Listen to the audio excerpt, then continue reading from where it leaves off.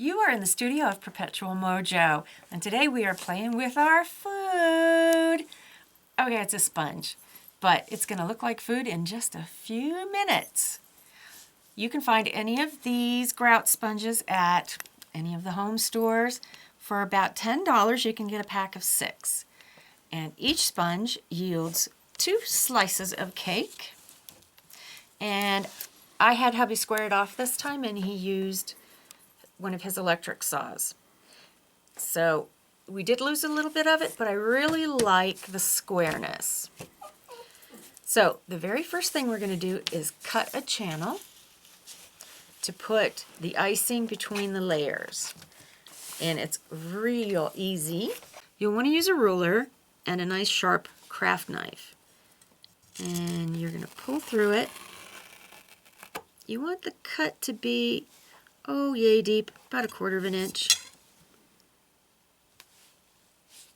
And if you want to measure, you can. I'm just going to eye it. Don't worry about cutting through the bottom here because you'll have a piece of paper on the other side. So what you end up with is this. And what I've found is sewing scissors cut right through this, where my craft scissors kind of struggle a little bit. And it should look something like that. Before we ice this bad boy, we are going to put the postcard on the back and on the bottom. So measure it to the back and then stand it up.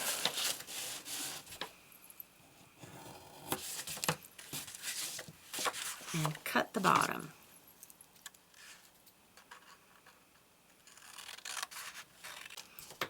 Let's spread a little love on the paper. This is a nice linen textured cardstock. You want to go all the way out to the edges.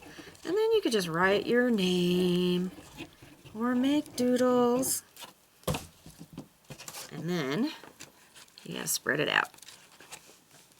Let's put it on the cake. You will notice that it doesn't quite go all the way down to the end. I'm going to trim those off. I think it'll look better that way. Now you want to put this somewhere to dry before you do your trimming. So you can put something on it that's not way heavy, but that will make it just want a little bit of pressure on it. So that's a good way to let that dry. Just like that. Now let's start some icing. This is a piece that I painted brown, and if you're going to paint it, you need to do that before you add on the postcard. And this postcard is added, and any uneven edges are trimmed. And here's what I want to show you. These are both regular old caulking. This is the colors they come in. And this makes a really good chocolate icing. Now there's a neat way to do this than just squeezing it in there, because I tend to get it all over the place when I go to smooth it out.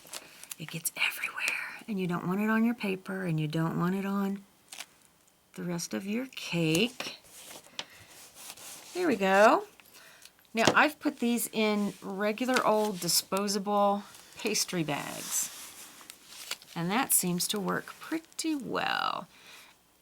The last time I used this was maybe a couple of months ago, so it stores well as long as you tie it up tight and make sure that the end is sealed.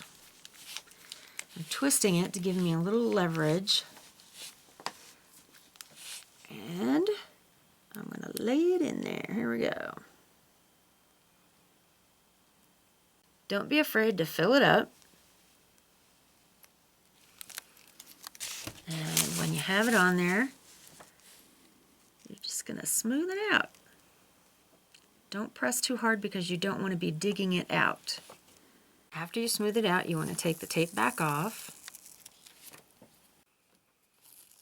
Doesn't have to be perfect, but it does look delicious. Now we're going to set that aside to dry. And let me show you this lovely piece of yellow cake that is now ready for the icing. The icing is going to go on the top and the back. So let me get my vanilla. Haha, just kidding. It's caulk. I'm going to wind it up real tight for leverage. And then I'm going to start putting it on. I did find that the paper on the bottom gives it a much steadier edge to finish decorating it. Okay, I think that looks pretty good. Let's put some on the back.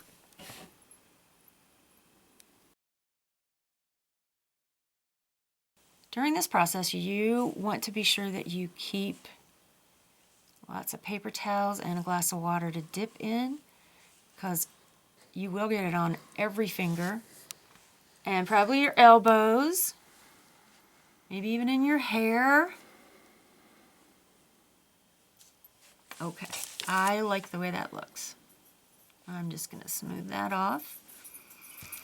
Now, if you get some on your postcard, you can get that off just by scraping a little bit. And now I'm going to try something fun. I hope that it sticks. I'm going to put these pretty bugle beads on, making sure I don't have any caulk on my hands, because I don't want them to stick to me. Let's see what happens. Oh yeah, they want to stick. And once you get them on, you can certainly push them down in a little bit. It may take a couple of days for your postcard to dry, so be patient with it. If you're worried that these will come off, you can always kind of go over it when it's completely dry with a little bit of glue. Maybe brush it on. I think that looks kind of cool. Oh, I love the sprinkles. Who doesn't like sprinkles on their cake? I'm Candace. You stay crafty, my friends.